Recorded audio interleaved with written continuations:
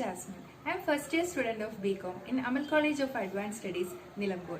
So today I am here to discuss on the topic relation between planning and controlling. So let's get started. You know, planning and controlling are inseparable twins of management. Planning and controlling functions of management are very closely related. So, if one is there, other has to be present in the organization.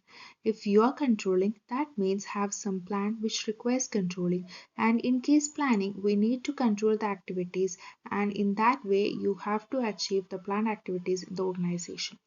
Now, let's look on how both functions are related. Firstly, we have nature and concept. We all know that planning is the basic function of every enterprises. As in planning, we decide what is to be done, when is to be done, and by whom it must be done. Planning bridges the gap between where we are standing today and where we want to reach. Controlling means keeping a check that everything is in accordance with plan, and if there is any deviations, taking preventive measures for such deviation. Thus, this makes it clear that the controlling function is undertaken for right and timely implementation of plans. Secondly, we have planning and controlling are interdependent and interlinked.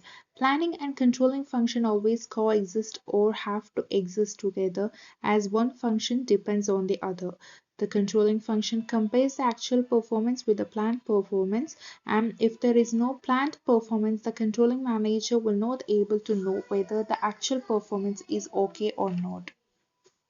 On the other hand, the planning function is also dependent on controlling function, as plans are not only made on the papers but thus have to be followed and implemented in the organization. The controlling function makes sure that everyone follows the plan strictly, and continuous monitoring and check-in controlling function make it possible that everyone follows the plan. So both the functions are interlinked and interdependent for the successful execution for the organization. Both the function that is planning and controlling must support each other.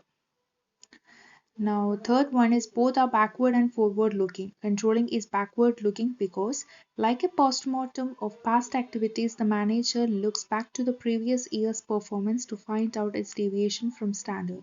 Planning is also backward looking because planning guided by past experience and feedback report of controlling function. Planning is forward looking because plans are prepared for future. It involves looking in advance and making policy for maximum utilization of resources in future.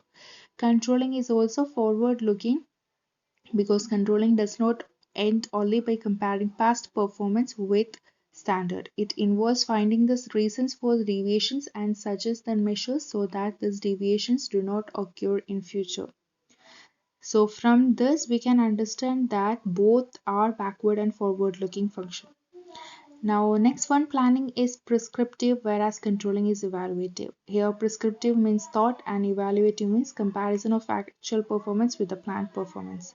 So planning is basically an intellectual process involving lot of thinking comparison to prescribe a particular course of action for achieving objectives of controlling.